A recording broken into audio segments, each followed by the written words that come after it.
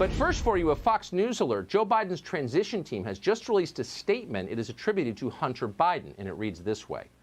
Quote, I learned yesterday for the first time that the U.S. Attorney's Office in Delaware advised my legal counsel, also yesterday, that they are investigating my tax affairs. I take this matter very seriously, but I am confident that a professional and objective review of these matters will demonstrate that I handled my affairs legally and appropriately, including with the benefit of professional tax advisors. End quote. Well, a few of us knew that already, to be honest. Shortly before last month's election, we reported on this show that federal prosecutors had opened a criminal investigation into Hunter Biden's business dealings with China, among other countries. We knew that was true, which is why we said it. Other news organizations knew it was true too, but they didn't say it. They said nothing.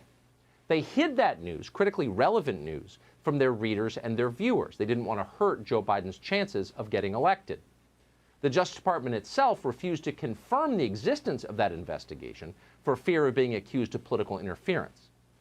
So going into Election Day, most Americans had no idea any of this was going on. All they knew was that Joe Biden had dismissed the entire thing as a Russian plot, and that large numbers of senior officials in the so-called intelligence community agreed with that assessment. That's what Joe Biden said at the debate. Again, what we're about to play for you is the sum total of information that most voters in this country got about the Biden family's business dealings with China in the weeks before they made up their minds in this election. Watch. There are 50 former national intelligence folks who said that what he's accusing me of is a Russian plant. They have said that this has all the five former heads of the CIA, both parties, say what he's saying is a bunch of garbage. Nobody believes it except his and his good friend Rudy Giuliani. Oh, so 50 former intelligence folks have decided that it's Russian garbage. It's just more Slavic disinformation, just another example of the Kremlin interfering in our sacred democracy. The intel community has decided that, so just throw it in the circular file. Well, that's a familiar line. You've heard it many times before. In fact, you heard it every day for years. Russia! Yet somehow you haven't heard it much recently. In fact, for about a month and 8 days, to be exact.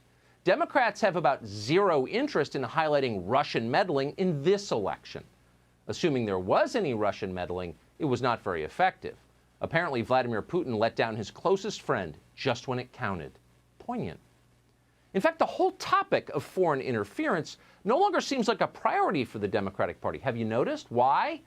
Because it's now clear to everyone, whether they're willing to admit it or not, that the real threat to this country is not Russia. It hasn't been Russia for 30 years, since the summer of 1991 when the Soviet Union collapsed. And to claim otherwise is absurd and was always absurd. The truth is that the real threat we face as a country is from the communist government of China, which, and everyone knows this too, has long been in bed with our democratic elites, in some cases literally in bed. And yes, we're looking at you, Eric Swalwell, you lying creep. More on him in just a minute. But back to tonight's news on the Biden family. How do we know for sure that Hunter Biden is under federal investigation? Where'd the news come from? Well, it came directly from the Biden transition team. They're the ones who told us. The confirmation of this investigation was not leaked to the New York Times. It came right from the top of the Democratic Party.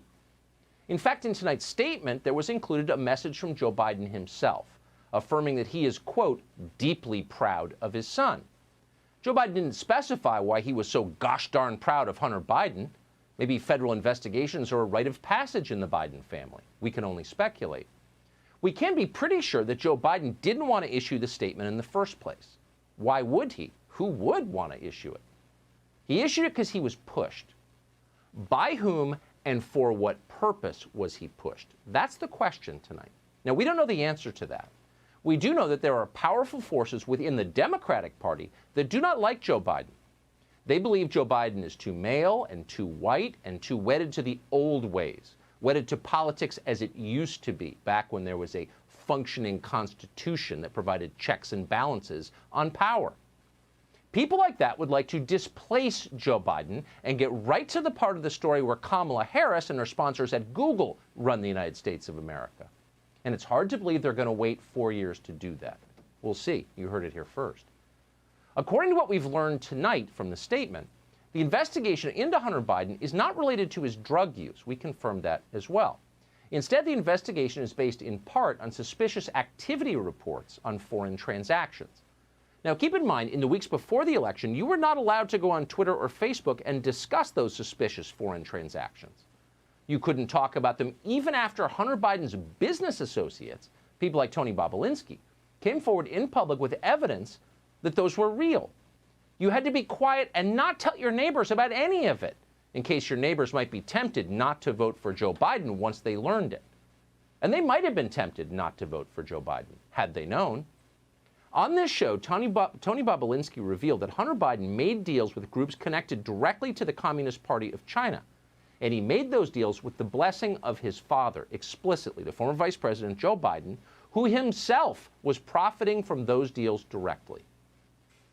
The former vice president has said he had no knowledge whatsoever of his son's business dealings and was not involved in them at all. But this sounds like direct involvement in them. Yeah, that's a blatant lie. When he states that, that is a blatant lie.